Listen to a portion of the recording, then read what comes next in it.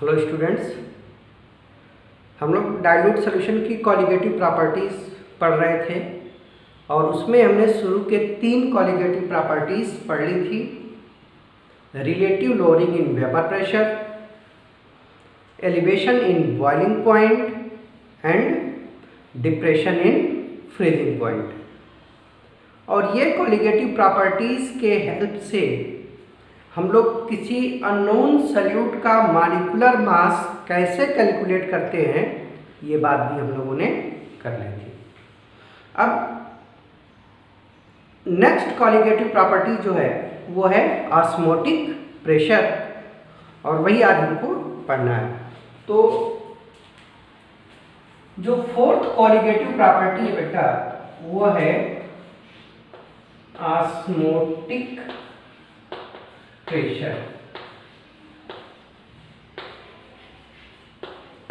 Osmotic pressure, ये osmotic pressure क्या होता है और किस हिसाब से ऑस्मोटिक प्रेशर से हम लोग किसी अननोन सॉल्यूट का मॉलिक्यूलर मास कैलकुलेट कर सकते हैं, ये सारी चीज़ें हमको देखनी है। तो ऑस्मोटिक प्रेशर समझने से पहले हम ये जान लें कि ऑस्मोसिस क्या होता है। What is osmosis? बायो वाले बच्चों को पता होगा कि ऑस्मोसिस क्या होता है। मैथ वाले भी सुन लो कि ऑस्मोसिस क्या होता है। अच्छा, एक टर्म आपने पढ़ा हुआ है डिफ्यूजन। ये क्लास 9 से भी आप पढ़ रहे हैं कि डिफ्यूजन क्या होता है। डिफ्यूजन होता है inter mixing of different substance. Different substance का इंटर मिक्सिंग डिफ्यूजन कहलाता है। जैसे आपके पास जो सब्सटेंस हैं उनको on the basis of physical state आप जो डिवाइड करते थे, तो वो था सॉलिड, दूसरा था लिक्विड और तीसरा था गैस। इस डिफ्यूजन का जो कारण होता है वो इन मॉलिक्यूल्स का काइनेटिक एनर्जी या मोशन होता है, और इसी वजह से कहा जाता है कि सॉलिड के जो पार्टिकल होते हैं उनकी काइनेटिक एनर्जी कम होती है, तो जो रेट ऑफ डिफ्यूजन होता है सॉलिड में मिनिमम होता है। रेट ऑफ डिफ्यूजन लिक्विड में ये इंटरमीडिएट होता है, और रेट ऑफ डिफ्यूजन गैसेज में मैक्सिमम होता है। ठीक है, जैसे आपने अपने घर के पूजा घर में सेंट स्टिक जलाते हो, अगरबत्ती जलाते हो, तो जो अगरबत्ती से गैस निकलती है वो धीरे धीरे डिफ्यूज होके पूरे कमरे में फैल जाती है। तो ये तो डिफ्यूजन है। अब जैसे मान लीजिए हम ये कहें कि सॉल्यूशन की बात करें, लिक्विड की बात करें, तो आपने एक एक्सपेरिमेंट किया और इस एक्सपेरिमेंट में एक तरफ आपने प्योर सॉल्वेंट ले लिया, प्योर सॉल्वेंट, और दूसरे तरफ आपने उसमें सॉल्यूशन ले लिया। सॉल्यूशन का मतलब इसमें सॉल्यूट भी होगा और सॉल्वेंट भी होगा, और एक तरफ प्योर सॉल्वेंट है। तो डिफ्यूजन अपने हायर कंसंट्रेशन से लोअर कंसंट्रेशन के तरफ फ्लो करना होता है। कोई भी सब्सटेंस अपने हायर कंसंट्रेशन से लो कंसंट्रेशन के तरफ जब मूव करता है और इंटरमिक्सिंग होती है, इसी को डिफ्यूजन बोलते हैं। अब यहाँ पे आपने प्योर सॉल्वेंट लिया है तो सिर्फ सॉल्वेंट के ही मॉलिक्यूल होंगे। इधर सॉल्यूशन लिया है तो सॉल्यूशन में सॉल्यूट भी होगा और सॉल्वेंट भी होंगे। तो प्योर सॉल्वेंट के मॉलिक्यूल का कंसंट्रेशन इधर हायर है, तो प्योर सॉल्वेंट अपने हायर से लोअर की तरफ मूव करेगा। और सॉल्यूशन में सॉल्यूट के पार्टिकल ज्यादा हैं, तो सॉल्यूट के पार्टिकल का मूवमेंट अपोजिट डायरेक्शन में होगा और ये आपस में इंटरमिक्स करेंगे। इंटरमिक्सिंग कब तक होती रहेगी? जब तक इस पूरे सिस्टम में सॉल्यूट और सॉल्वेंट इक्विलिब्रियम में नहीं आ जाते हैं। ठीक है, इसी तरीके से अगर आपने दूसरे एक्सपेरिमेंट में एक तरफ सॉल्यूशन लिया है और दूसरे तरफ भी सॉल्यूशन लिया है, एक तरफ का जो सॉल्यूशन है वो डाइल्यूट है और दूसरे तरफ का जो सॉल्यूशन है वो कंसंट्रेटेड है। तो डाइल्यूट सॉल्यूशन में सॉल्वेंट ज्यादा होगा और कंसंट्रेटेड सॉल्यूशन में सॉल्यूट ज्यादा होगा। तो सॉल्वेंट के पार्टिकल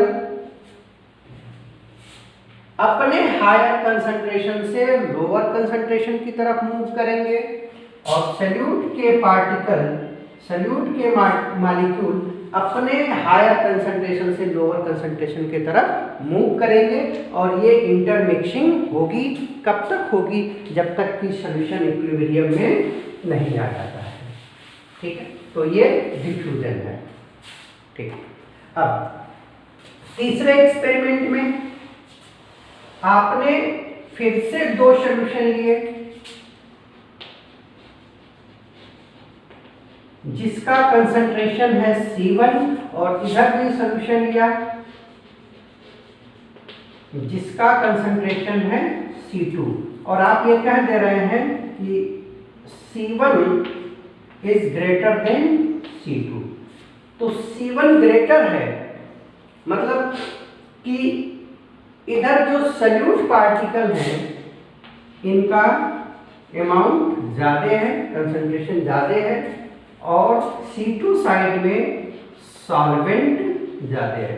तो अब सॉल्वेंट के मॉलिक्यूल अपने हायर कंसंट्रेशन से लोअर कंसंट्रेशन की तरफ मूव करेंगे और सॉल्यूट के मॉलिक्यूल अपने हायर कंसंट्रेशन से लोअर कंसंट्रेशन की तरफ मूव करेंगे और ये इंटरमिक्सिंग होगी।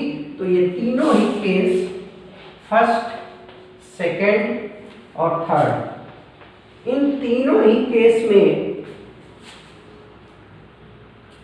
डिफ्यूजन हो रहा है। पार्टिकल मॉलिक्यूल अपने हायर कंसंट्रेशन से लोअर कंसंट्रेशन की तरफ मूव कर रहा है और इंटरमिक्सिंग हो रही है। कब तक होगी? जब तक इक्विलिब्रियम में सिस्टम नहीं आ जाएगा। ठीक है, तो ये तो डिफ्यूजन है। हमें पढ़ना है ऑस्मोसिस।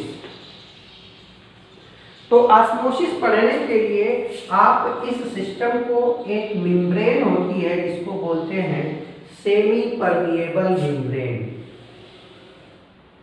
इन दोनों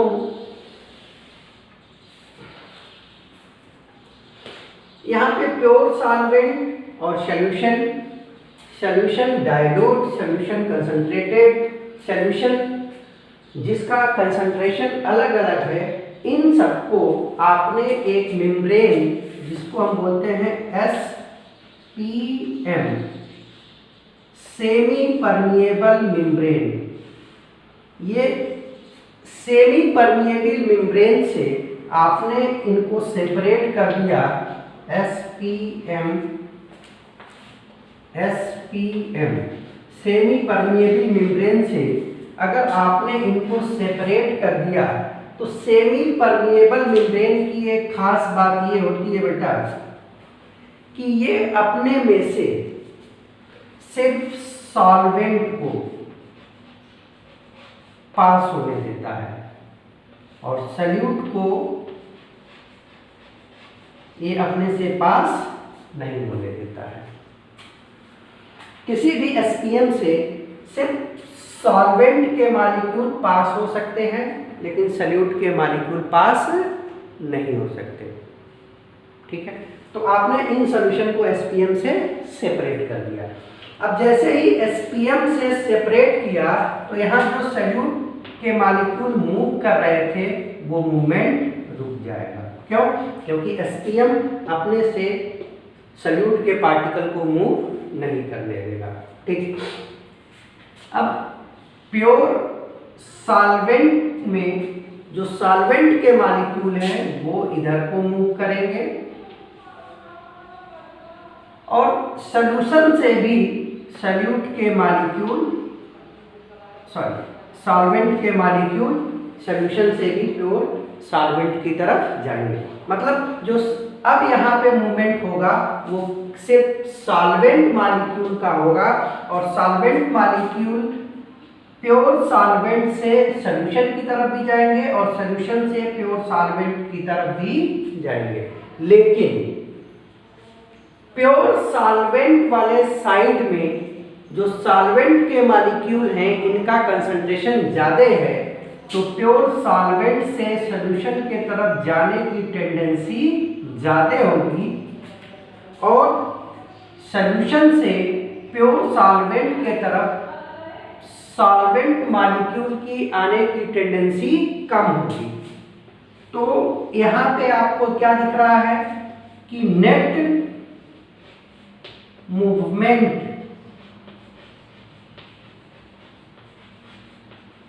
ऑफ दोनों तरफ से मूवमेंट हो रहा है, लेकिन एक तरफ से ज्यादा हो रहा है, एक तरफ से कम हो रहा है। तो दोनों को आप कैलकुलेट करेंगे तो नेट मूवमेंट आपको मिलेगा, नेट मूवमेंट ऑफ सॉल्वेंट किधर से किधर, प्योर सॉल्वेंट से सॉल्यूशन की तरफ। Net movement of solvent from pure solvent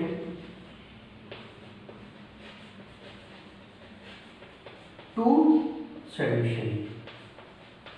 ठीक है। तो इसी प्रोसेस को हम लोग बोलते हैं ऑस्मोसिस।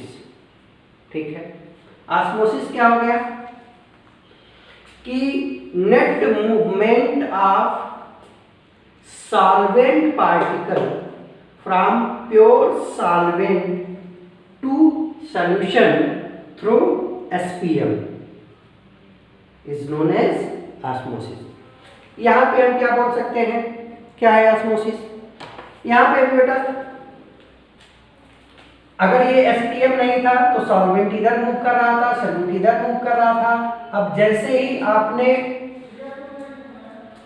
एसपीएम लगा दिया तो सॉल्यूट का मूवमेंट रुक जाएगा। अब सिर्फ सॉल्वेंट के मॉलिक्यूल मूव करेंगे और सॉल्वेंट के मॉलिक्यूल दोनों तरफ से मूव करेंगे, डाइल्यूट सॉल्यूशन से कंसंट्रेटेड सॉल्यूशन के तरफ भी और कंसंट्रेटेड सॉल्यूशन से डाइल्यूट सॉल्यूशन के तरफ भी। लेकिन डाइल्यूट सॉल्यूशन के तरफ सॉल्वेंट मॉलिक्यूल का नंबर ज्यादा है तो ये मूवमेंट ज्यादा होगा। कंसंट्रेटेड सॉल्यूशन में सॉल्वेंट मॉलिक्यूल का कंसंट्रेशन कम है तो ये मूवमेंट कम होगा। तो यहाँ पे भी नेट मूवमेंट किसका हो रहा है? सॉल्वेंट का। और किधर से किधर हो रहा है? Net movement of solvent from dilute solution to concentrated solution. तो इस प्रोसेस को भी हम लोग बोलते हैं ऑस्मोसिस। ठीक है। तीसरे केस में देखें, यहां पे सॉल्यूट पार्टिकल ज्यादा थे, इधर सॉल्वेंट ज्यादा है। अगर एसपीएम नहीं था तो सॉल्यूट इधर मूव कर रहा था, सॉल्वेंट इस साइड में मूव कर रहा था। लेकिन जैसे ही एसपीएम लगा दिया, एसपीएम ने सॉल्यूट के मूवमेंट को चेक कर दिया, रोक दिया। क्यों? एसपीएम की एक खासियत होती है कि ये अपने से सिर्फ सॉल्वेंट मॉलिक्यूल को ही पास होने देता है, सॉल्यूट के मॉलिक्यूल को चेक कर देता है, ये पास नहीं होने देता है।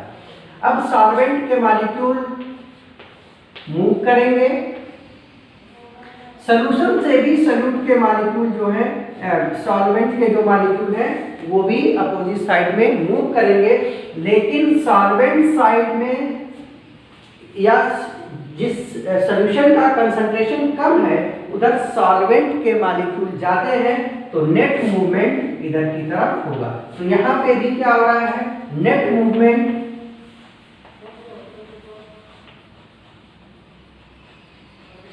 मूवमेंट ऑफ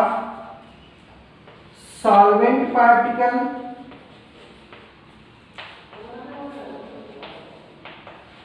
किधर से किधर हो रहा है बेटा? आपने कहा था कि C1 ज्यादा है, C2 कम है, तो C2 से C1 हो रहा है। Particle from less concentrated solution to more concentrated solution, तो ये प्रोसेस भी क्या कहलाएगा, ऑस्मोसिस कहलाएगा। ठीक है। अब इन तीनों में अगर हम देखें और इन तीनों के बेसिस पे हम ऑस्मोसिस की डिफिनीशन दें तो हर बार यही आएगा, net movement of solvent from pure solvent to solution, net movement of solvent from dilute solution to concentrated solution, या net movement of solvent from less concentrated solution to more concentrated solution. तो osmosis की definition हो गई कि net movement of solvent particle from pure solvent to solution side through SPM, या from dilute solution to concentrated solution through SPM, या less concentrated solution to higher concentrated solution through SPM। ठीक है। अब ये तो अलग अलग सिचुएशन में अलग अलग डिफिनीशन हुई। हमको एक कॉमन डिफिनीशन अगर बतानी है तो हर बार देखो क्या हो रहा है, सॉल्वेंट मूव कर रहा है अपने हायर कंसंट्रेशन से लोअर कंसंट्रेशन की तरफ। यहाँ पे भी सॉल्वेंट का नेट मूवमेंट हो रहा है अपने हायर कंसंट्रेशन से लोअर कंसंट्रेशन की तरफ, और यहाँ पे भी सॉल्वेंट का मूवमेंट हो रहा है अपने हायर कंसंट्रेशन से लोअर कंसंट्रेशन की तरफ। तो ऑस्मोसिस अगर एक ही सेंटेंस में आपको बोलना है तो आप बोल सकते हैं कि movement of solvent particle from their higher concentration to lower concentration. फर्क समझना बेटा। अगर सॉल्यूशन के लिए बोलेंगे, सॉल्यूशन में क्या बोल रहे हैं कि net movement of solvent particle from lower concentrated solution to higher concentrated solution. Solution के केस में जो मूवमेंट होगा वो लेस कंसंट्रेटेड सॉल्यूशन से हायर कंसंट्रेटेड सॉल्यूशन की तरफ होगा, और अगर आप इस बात को सॉल्वेंट के कंसंट्रेशन के टर्म में बोल रहे हैं तो सॉल्वेंट अपने हायर कंसंट्रेशन से लोअर कंसंट्रेशन की तरफ मूव करेगा। क्लियर है? सॉल्यूशन के रिस्पेक्ट में जो मूवमेंट होगा वो lower concentration to higher concentration होगा, और सॉल्वेंट के रिस्पेक्ट में अगर बात करोगे तो हायर कंसंट्रेशन से लोअर कंसंट्रेशन की तरफ होगा। ठीक है। तो ऑस्मोसिस को हम लोग डिफाइन कर सकते हैं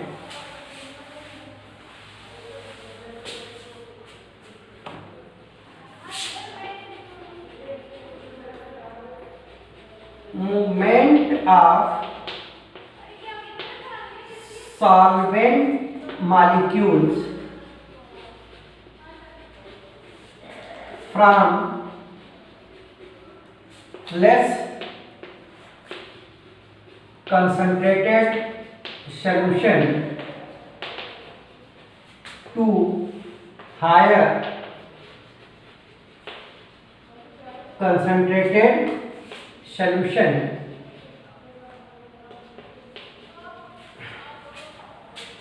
through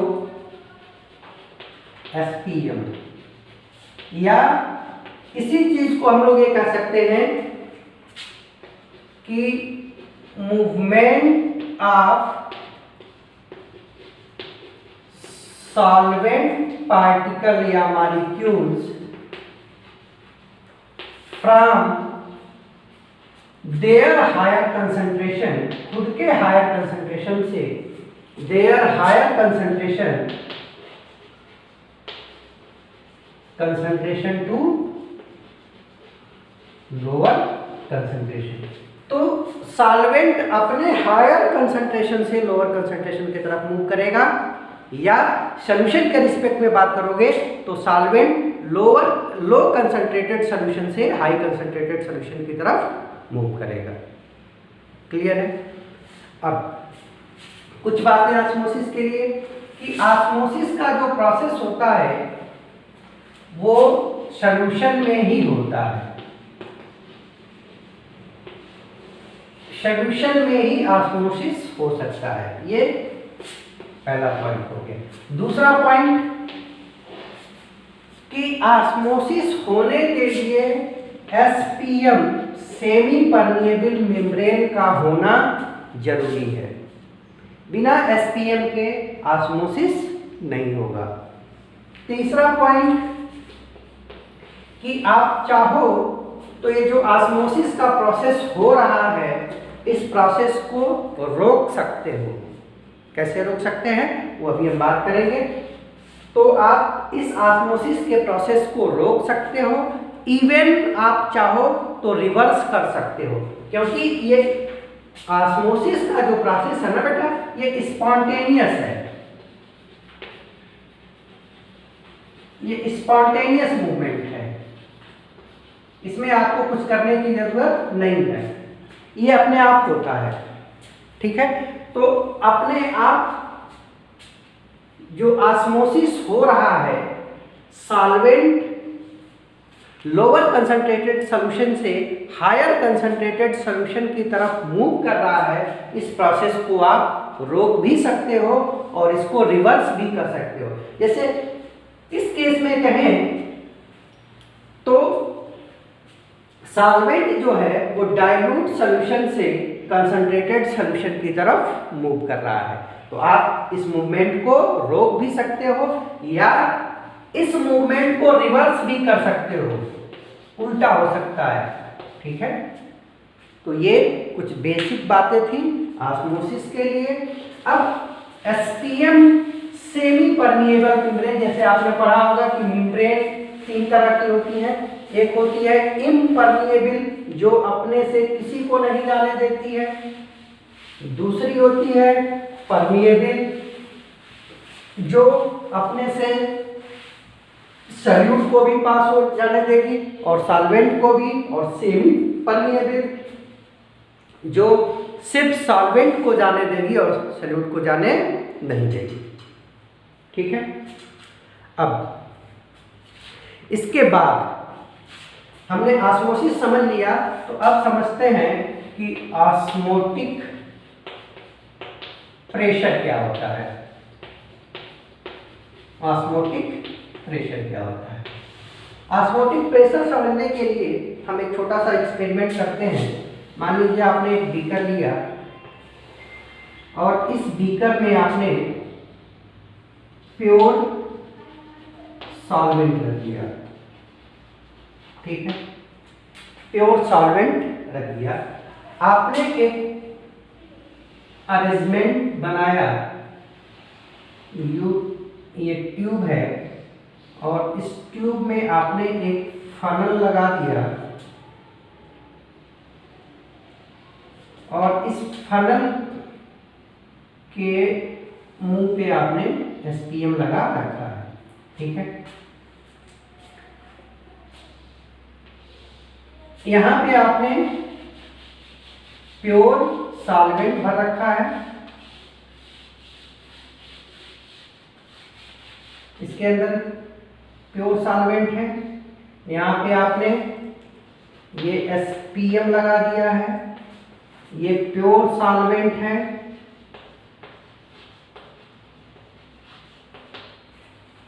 और इस ट्यूब में आपने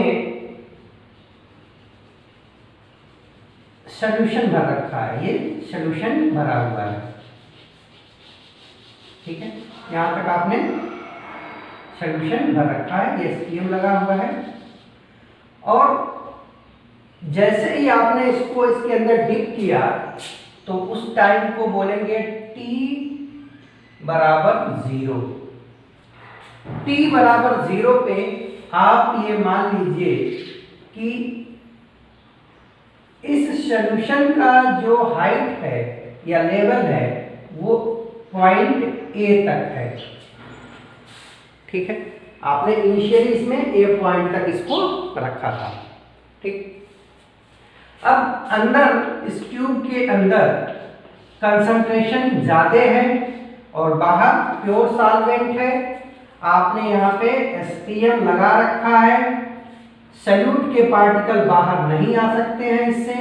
बस क्या होगा कि सॉल्वेंट के पार्टिकल इसके अंदर जाएंगे, और कब तक जाएंगे? जब तक कि ये पूरा सिस्टम इक्विलिब्रियम में नहीं आता है।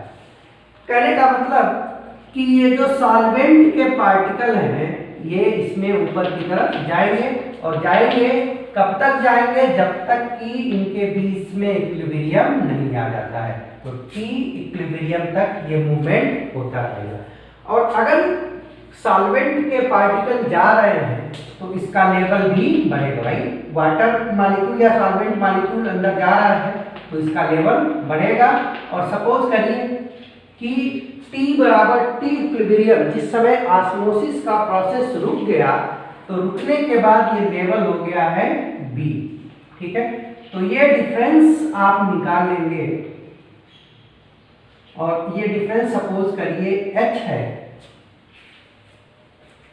ठीक है, तो इस H कॉलम के वजह से जो एक्स्ट्रा प्रेशर डेवलप हो गया, इस H के वजह से हाइड्रोस्टैटिक प्रेशर जो डेवलप हुआ, यही एक्स्ट्रा हाइड्रोस्टैटिक प्रेशर कहलाता है ऑस्मोटिक प्रेशर। और इसकी वैल्यू अगर हाइट H है, इस लिक्विड की डेंसिटी रो है या D है, तो ये प्रेशर जो होता है P होता है रो GH, जहाँ पे रो क्या है बेटा? डेंसिटी है, G क्या है? एक्सेलरेशन ड्यू टू ग्रेविटी है, और H क्या है?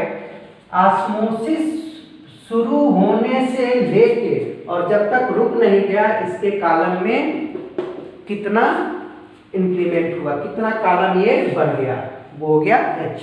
तो यही प्रेशर क्या कहलाता है? Osmotic pressure. ठीक है, कैसे डिफाइन करेंगे? ऑस्मोटिक प्रेशर क्या है? एक्स्ट्रा, ये प्रेशर एक्स्ट्रा डेवलप हुआ है, extra hydrostatic pressure develop on solution due to process of osmosis is known as osmotic pressure. तो इसको हम क्या लिखेंगे? Extra hydrostatic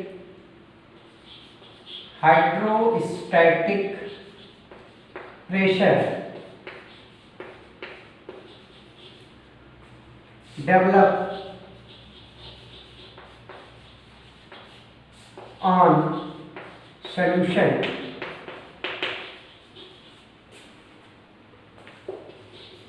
due to process of osmosis is called osmotic pressure। ठीक है, समझ में आया? आपने ऑस्मोटिक प्रेशर डिफाइन करने के लिए क्या किया? प्योर सॉल्वेंट लिया, इसमें एक सॉल्यूशन को इन्वर्ट करके रख दिया। अब सॉल्वेंट के मॉलिक्यूल इस सॉल्यूशन के अंदर जाएंगे तो इसका कॉलम बढ़ेगा, इस एक्स्ट्रा कॉलम की वजह से एक्स्ट्रा प्रेशर डेवलप होगा, इस प्रेशर को बोलेंगे हाइड्रोस्टैटिक प्रेशर। और यही हाइड्रोस्टैटिक प्रेशर जो एक्स्ट्रा डेवलप हो गया ऑस्मोसिस की वजह से, उसी प्रेशर को हम लोग बोलते हैं ऑस्मोटिक प्रेशर। ठीक है, इसी बात को हम लोग एक दूसरे तरीके से भी समझ सकते हैं।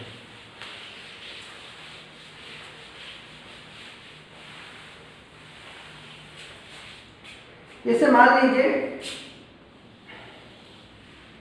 हमने एक यू ट्यूब लिया, एक यू ट्यूब ली और इस यू ट्यूब में आपने बीच में यहाँ पे एसपीएम लगा दिया, एसपीएम लगा दिया। ट्यूब के एक तरफ आपने सॉल्यूशन रखा और ये सॉल्यूशन डाइल्यूट रखा। दूसरे तरफ आपने सॉल्यूशन ही लिया, लेकिन ये सॉल्यूशन कंसंट्रेटेड सॉल्यूशन होगा। दोनों के आपने लेवल फिक्स कर लिए कि किस लेवल तक भरा है, और जैसे ही आपने लेवल फिट करके ये अरेंजमेंट बनाया तो जो डाइल्यूट सॉल्यूशन है, इस डाइल्यूट सॉल्यूशन के साइड में सॉल्वेंट का कंसंट्रेशन ज्यादा है, तो ये नेट सॉल्वेंट के मॉलिक्यूल लोअर कंसंट्रेटेड सॉल्यूशन से हायर कंसंट्रेटेड सॉल्यूशन की तरफ मूव करेंगे। मान लीजिए ये लेवल आपने ए बनाया था, ये लेवल बी बनाया था। ठीक है, तो एसपीएम के थ्रू जो सॉल्वेंट के मॉलिक्यूल हैं वो डाइल्यूट सॉल्यूशन से कंसंट्रेटेड सॉल्यूशन की तरफ या लेस कंसंट्रेटेड सॉल्यूशन से हाई कंसंट्रेटेड सॉल्यूशन की तरफ या अपने हायर कंसंट्रेशन से लोअर कंसंट्रेशन की तरफ मूव करेंगे। और जैसे ही ये मूवमेंट शुरू होगा तो ए का लेवल, यानी कि जो प्योर सॉल्वेंट था या डाइल्यूट सॉल्यूशन था या लेस कंसंट्रेटेड सॉल्यूशन था, इसका लेवल घटने लगेगा। ठीक है, और इसका लेवल घटेगा तो बी का लेवल क्या होगा, बढ़ने लगेगा, इसका लेवल बढ़ेगा। और ये प्रोसेस होता रहेगा। कब तक होता रहेगा, जब तक ये पूरा सिस्टम इक्विलिब्रियम में नहीं आ जाएगा।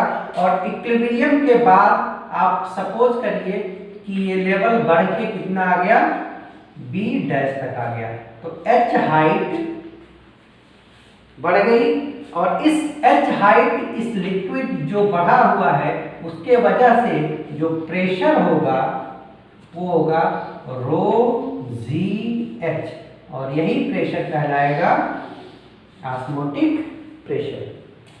आपको ध्यान देना है कि ऑस्मोटिक प्रेशर किस तरफ डेवलप हो रहा है,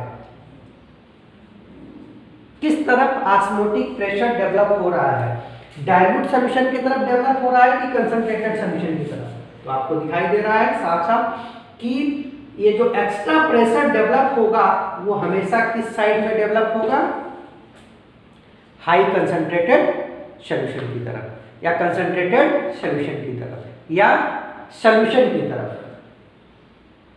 ठीक है, सॉल्यूशन कब बोलेंगे, जब इधर सॉल्वेंट लेंगे। हाई कंसंट्रेटेड कब बोलेंगे, जब इधर लो कंसंट्रेशन वाला सॉल्यूशन लेंगे। ठीक है, कंसंट्रेटेड कब बोलेंगे, जब इधर डाइल्यूट लेंगे। तो जो ऑस्मोटिक प्रेशर डेवलप होता है ये हमेशा किधर डेवलप होता है, हाई कंसंट्रेटेड सॉल्यूशन से। तो यहां से हम बोल देंगे osmotic pressure, extra hydrostatic pressure develop toward high concentrated solution due to process of osmosis is known as osmotic pressure. ठीक है, बोलो। इसी बात को हम लोग तीसरे तरीके से भी डिफाइन कर सकते हैं। हर डिफिनेशन आप समझ के रखना। क्योंकि ऑब्जेक्टिव क्वेश्चन में इनमें से कोई भी डिफिनेशन आपसे पूछा जा सकता है कि ऑस्मोटिक प्रेशर क्या होता है। ठीक है, तो आपको समझ के रखना है, ऑस्मोसिस समझ के रखना है कि मूवमेंट किसका होगा, किधर से किधर को होगा।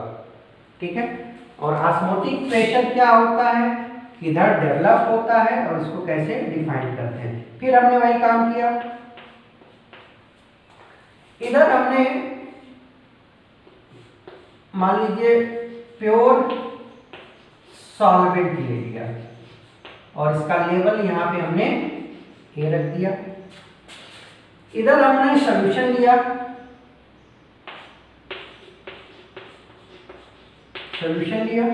बीच में एसपीएम लगा दिया और इसका लेवल हमने रखा बी। ठीक है, और हमने अब देखो इतना करने के बाद तुरंत जैसे ही आपने ये अरेंजमेंट किया तो प्योर सॉल्वेंट के मॉलिक्यूल इधर से इधर जाएंगे और ये इंक्रीज होगा। कहां तक इंक्रीज होगा, जब तक कि ये इक्विलिब्रियम में नहीं आ जाते हैं। आपको क्या करना है कि यहाँ पे एक पिस्टन लगा दो, यहाँ पे आपने पिस्टन लगा दिया और पिस्टन पे आपने प्रेशर लगा दिया। ठीक है, और इतना प्रेशर लगाना है कि ये जो मूवमेंट हो रहा था, जो ऑस्मोसिस हो रही थी, वो रुक जाए। तो इस ऑस्मोसिस को रोकने के लिए सॉल्वेंट के मॉलिक्यूल का मूवमेंट रोकने के लिए आपको जितना एक्सटर्नल प्रेशर लगाना पड़ा सॉल्यूशन साइड में, वही प्रेशर क्या कहलाता है, ऑस्मोटिक प्रेशर। ठीक है, तो ऑस्मोटिक प्रेशर की अगली डिफिनेशन हो जाएगी कि external pressure applied toward solution side या कंसंट्रेटेड सॉल्यूशन साइड या higher concentrated solution side to stop the process of osmosis is known as osmotic pressure. Higher concentrated solution के तरफ आपको जितना मिनिमम एक्स्ट्रा एक्सटर्नल प्रेशर लगाना पड़े जिससे कि ये ऑस्मोसिस का प्रोसेस रुक जाए, उसी एक्सटर्नल प्रेशर को हम लोग बोलते हैं ऑस्मोटिक प्रेशर। तो ये तीन डिफिनीशन आपके पास हो गई ऑस्मोटिक प्रेशर की। आपको लिखना है तो इसमें से कोई भी डिफिनीशन लिख सकते हो, लेकिन जब ऑब्जेक्टिव क्वेश्चंस आते हैं तो फिर आपके पास ऑप्शन के हिसाब से आंसर देना होता है कि एक्चुअल में उन्होंने किस रूप में पूछ रखा है। ठीक है बेटा, अब ये बात कर ही चुके हैं कि ऑस्मोटिक प्रेशर जो होता है वो कॉलिगेटिव प्रॉपर्टी होता है, और अगर कॉलिगेटिव प्रॉपर्टी है तो ये डिपेंड करेगा किस पे, नंबर ऑफ सॉल्यूट पार्टिकल। यानी कि सॉल्यूशन जितना ज्यादा कंसंट्रेटेड होगा उसका ऑस्मोटिक प्रेशर उतना ज्यादा होगा। क्लियर है, बोलो। तो ये कॉलिगेटिव प्रॉपर्टी हो गया, नंबर ऑफ सॉल्यूट पार्टिकल पे डिपेंड करेगा। नंबर ऑफ सॉल्यूट पार्टिकल बढ़ेंगे तो ऑस्मोटिक प्रेशर भी बढ़ेगा। यानी कि आपके पास दो सॉल्यूशन है, एक सॉल्यूशन 1m है, दूसरा 2m है। तो अगर इसका ऑस्मोटिक प्रेशर x है तो इसका कितना आएगा, 2x आएगा। क्यों, नंबर ऑफ पार्टिकल डबल हो रहे हैं। तो ऑस्मोटिक प्रेशर कॉलिगेटिव प्रॉपर्टी है, अगर नंबर ऑफ पार्टिकल डबल हो रहे हैं तो जो भी ऑस्मोटिक प्रेशर है वो भी डबल हो जाएगा। ठीक है, अब हम इस ऑस्मोटिक प्रेशर के हेल्प से किसी अननोन सॉल्यूट का मॉलिक्यूलर मास कैसे कैलकुलेट कर सकते हैं, क्योंकि मेन हमारा काम तो यही है ना कि कोई भी कॉलिगेटिव प्रॉपर्टी है तो इस कॉलिगेटिव प्रॉपर्टी की हेल्प से हमको अननोन सॉल्यूट का मॉलिक्यूलर मास पता करना है। ठीक है, कैसे करेंगे? सपोज करिए कि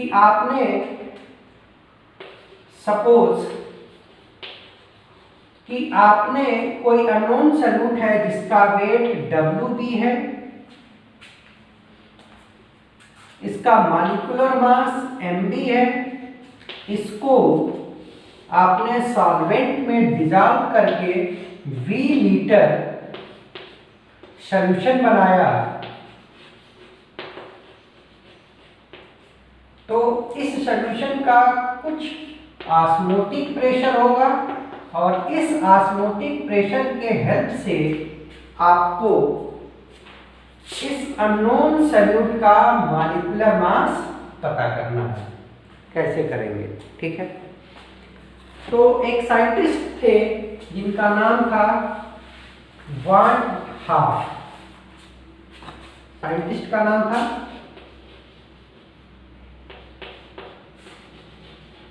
वान हाफ, और इस साइंटिस्ट वान हाफ ने एक बात बताई बेटा।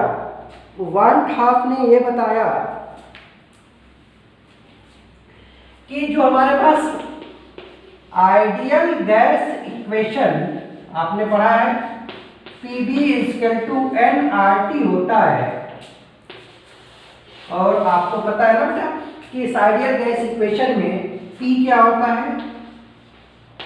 Pressure of gas.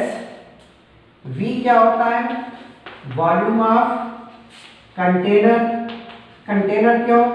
क्योंकि गैसेस का अपना वॉल्यूम नहीं होता है। N क्या है? नंबर ऑफ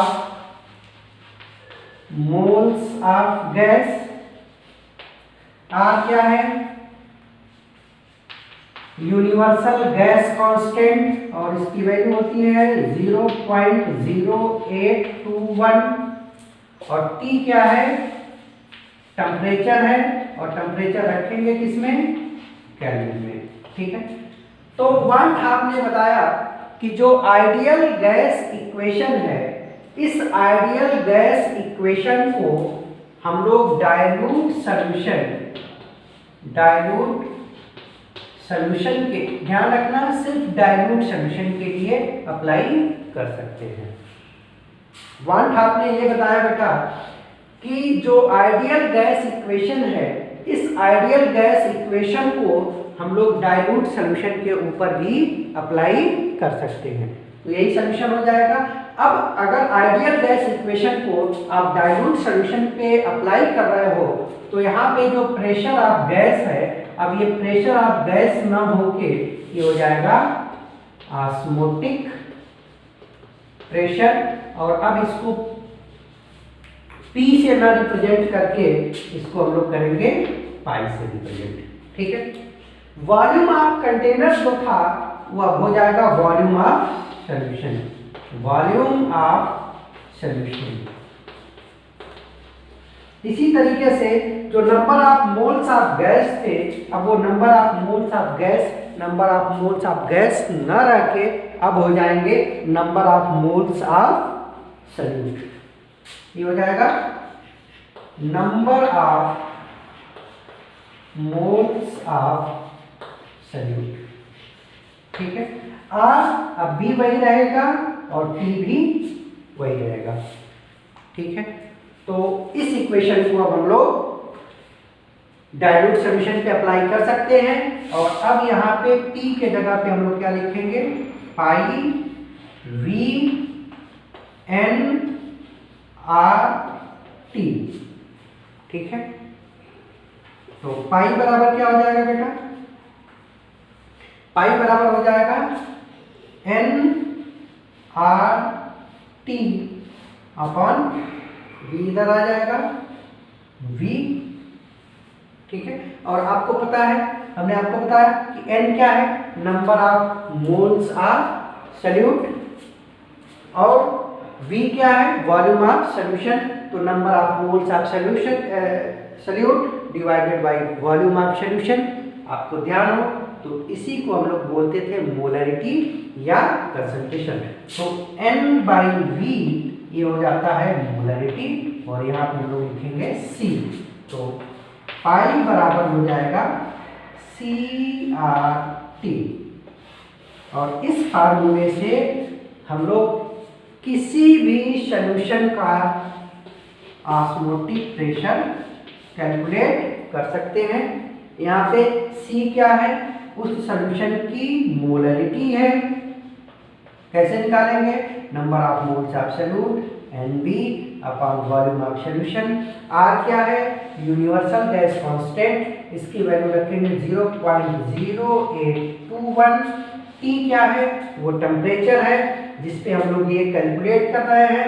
तो टेम्परेचर को हम लोग रखेंगे किसमें, केल्विन में। और ये जो आंसर आपका निकल के आएगा ऑस्मोटिक प्रेशर का, ये हमेशा निकल के आएगा किसमें, ATM में, एटमॉस्फेयर में।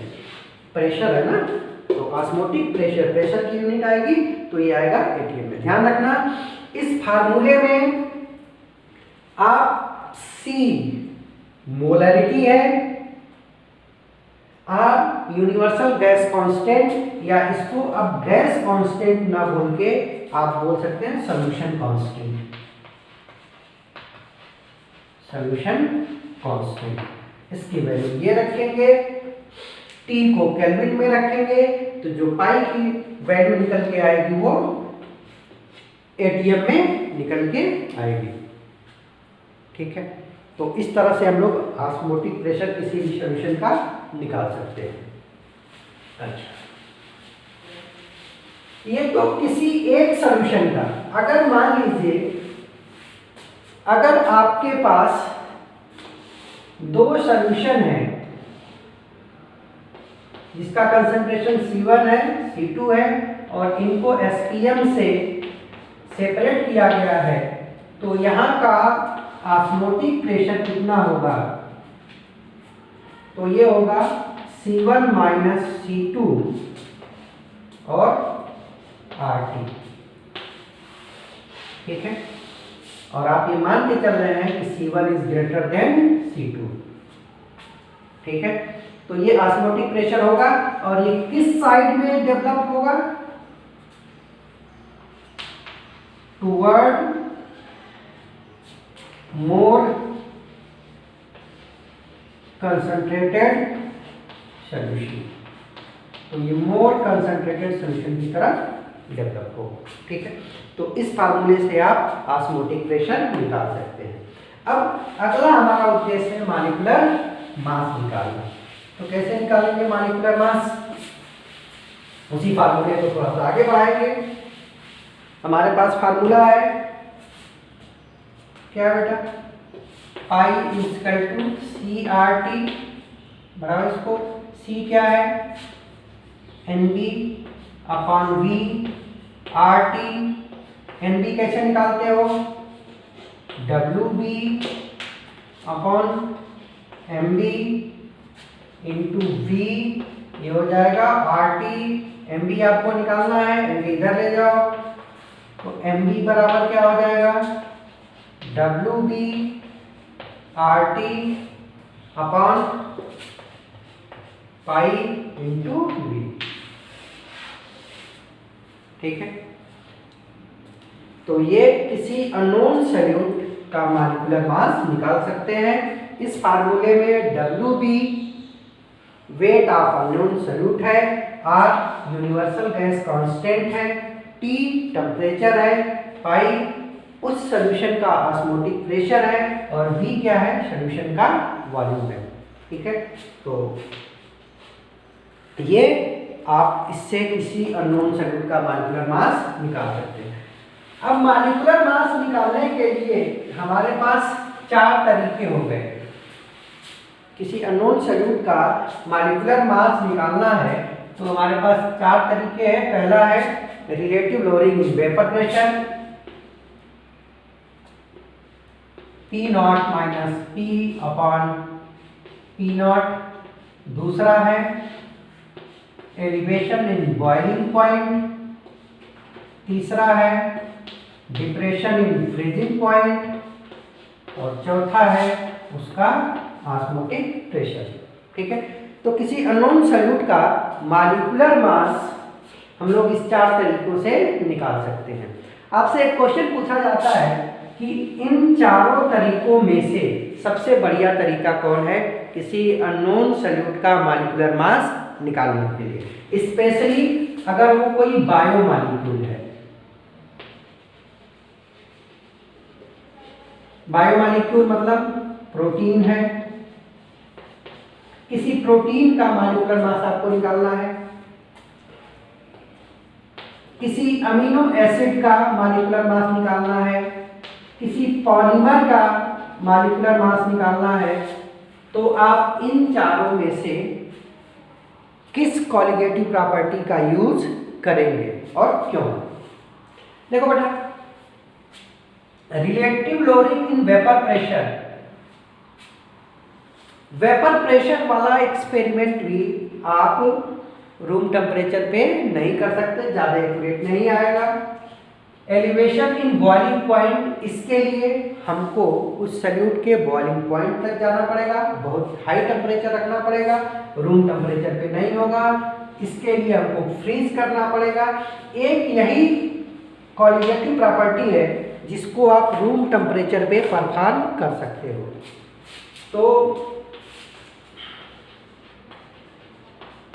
ऑस्मोटिक प्रेशर किसी सॉल्यूशन का आप रूम टेम्परेचर पे निकाल सकते हो, बाकियों के लिए आप रूम टेम्परेचर पे यूज नहीं कर सकते हो, पहली बात। दूसरी बात, यहाँ पे आपने मोल फ्रैक्शन का यूज किया था, यहाँ पे मोलरिटी यूज करी थी, यहाँ पे भी मोलरिटी यूज करी थी।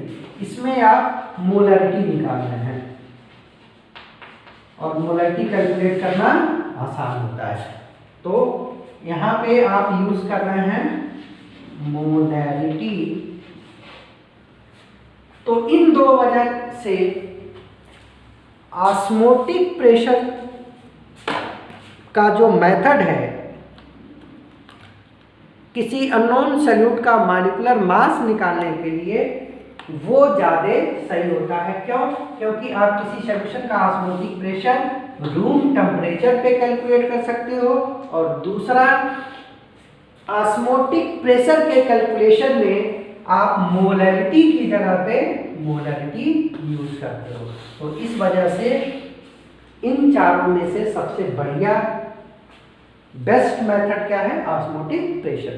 क्योंकि आपको पता है बेटा, प्रोटीन को हाई टेम्परेचर पे अगर हीट कर दो तो डीनेचर हो जाता है, और लो टेम्परेचर पे इनएक्टिव हो जाता है, और दोनों ही केस में उसका मॉलिक्यूलर स्ट्रक्चर डैमेज होता है, डीनेचर में भी और इनएक्टिव में भी। और एक बार मॉलिक्यूलर स्ट्रक्चर जो ओरिजिनल था वो नहीं बचा, तो जो मॉलिक्यूलर मास कैलकुलेट होके आएगा वो ओरिजिनल वाला नहीं आएगा। दैट्स वाई कि ऑस्मोटिक प्रेशर बेस्ट मेथड है। ठीक है, for calculation of molecular mass of biomolecule, proteins, amino acid and polymers. ठीक है, अब इसके बाद हम लोग बात कर लेते हैं कि इस ऑस्मोटिक प्रेशर के बेस पे जो सॉल्यूशंस होते हैं वो 3 तरीके से डिवाइड किए जाते हैं। On the basis of osmotic pressure solution are of 3 type, और पहले को बोलते हैं आइसोटोनिक सॉल्यूशन, आइसोटोनिक सॉल्यूशन। दूसरा हो जाता है हाइपोटोनिक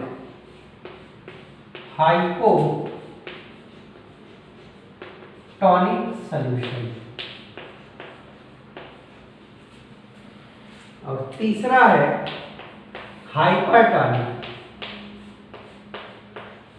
हाइपरटोनिक सॉल्यूशन। ये टॉनिक, आइसो का मतलब होता है सेम, हाइपो का मतलब होता है लेस, और हाइपर का मतलब होता है मोर। अब ये बेटा सेम लेस और मोर, आप कंपेयर कर रहे हैं तो कंपेयर करने के लिए हमेशा दो सॉल्यूशन चाहिए। मान लीजिए यहाँ पे हमने एक सॉल्यूशन लिया 1 और ये लिया 2, यहाँ पे हमने दो सॉल्यूशन लिए 1 2, क्योंकि कंपेयर कर रहे हो तो कंपेयर अकेले नहीं हो सकता, हमेशा आपको दो सॉल्यूशन रखना है।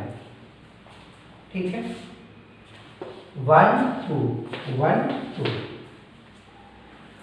अब आइसोटोनिक मतलब सेम, हाइपो मतलब जिसकी बात करेंगे वो कम होगा और हाइपर मतलब मोर।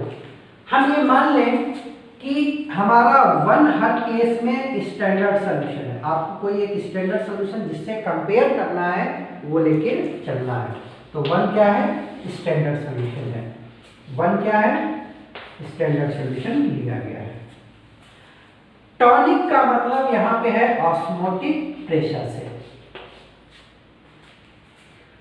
तो अगर दो सॉल्यूशन आपने लिए हैं और इन दोनों का ऑस्मोटिक प्रेशर, मान लीजिए इसका ऑस्मोटिक प्रेशर कितना है π1, इसका π2, इसका ऑस्मोटिक प्रेशर π1, इसका π2, इसका π1 और इसका π2।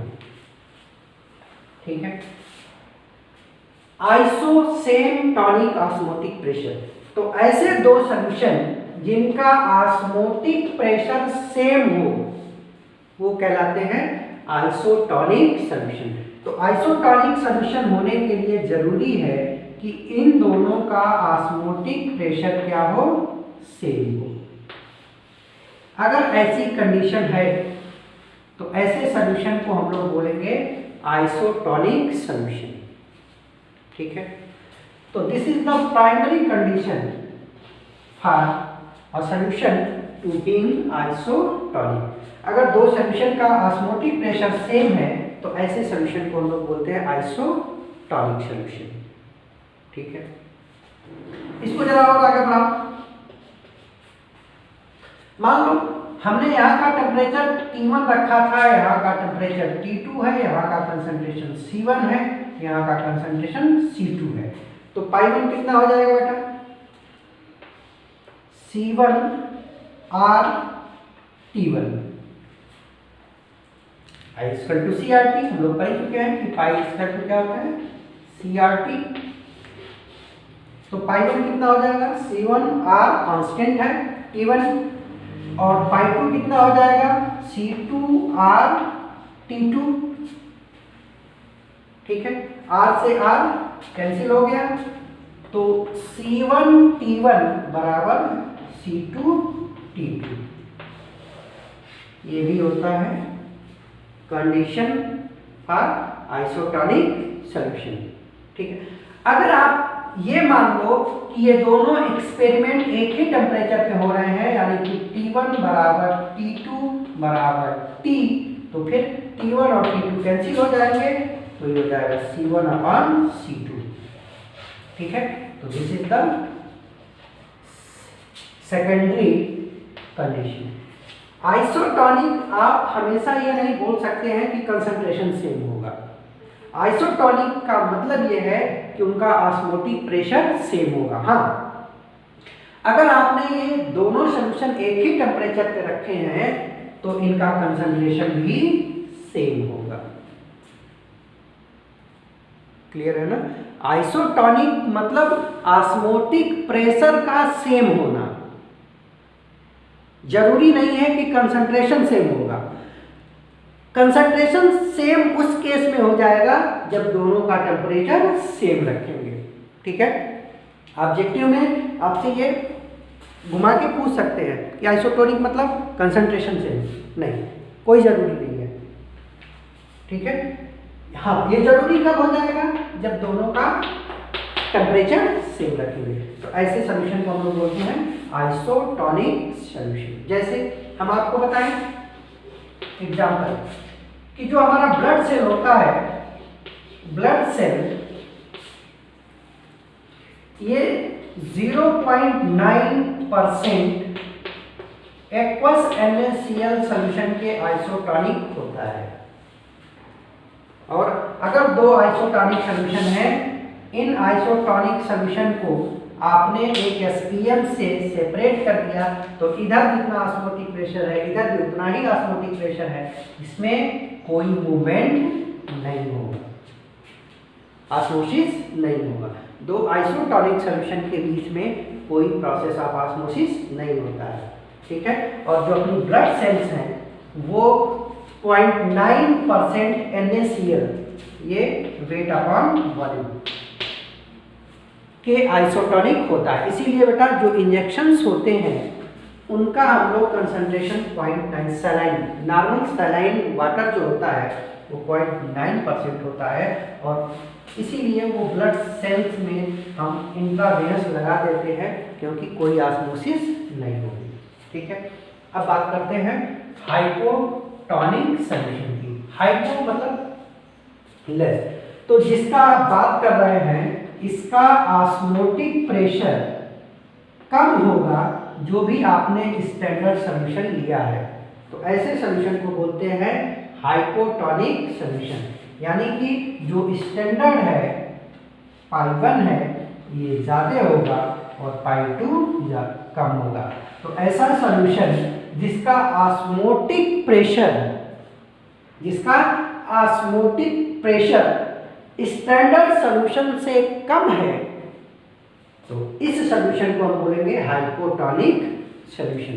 और अगर टेम्परेचर हम सेम मान के चलें तो हम कहेंगे इस C1 is greater than C2। तो दूसरी लैंग्वेज में आप बोल सकते हो कि ऐसा सॉल्यूशन जिसका कंसंट्रेशन स्टैंडर्ड सॉल्यूशन या गिवन सॉल्यूशन या जिससे कंपेयर कर रहे हैं उससे कम है तो ऐसे सॉल्यूशन को बोलेंगे हाइपोटॉनिक सॉल्यूशन, ठीक है। और हाइपरटॉनिक सॉल्यूशन जिस सॉल्यूशन की बात आप कर रहे हैं इसका कंसंट्रेशन जो गिवन सॉल्यूशन है स्टैंडर्ड सॉल्यूशन है उससे ज़्यादा होगा, तो इस सॉल्यूशन को हम बोलते हैं हाइपरटॉनिक सॉल्यूशन, ठीक है। अब थोड़ा सा हम लोग देख लेते हैं कि किसी सेल को आइसोटॉनिक सॉल्यूशन में रखें, हाइपोटॉनिक सॉल्यूशन में रखें या हाइपरटॉनिक सॉल्यूशन में रखें तो एक्चुअल में क्या होता है। जैसे मान लीजिए हम लोग बात करते हैं RBC से,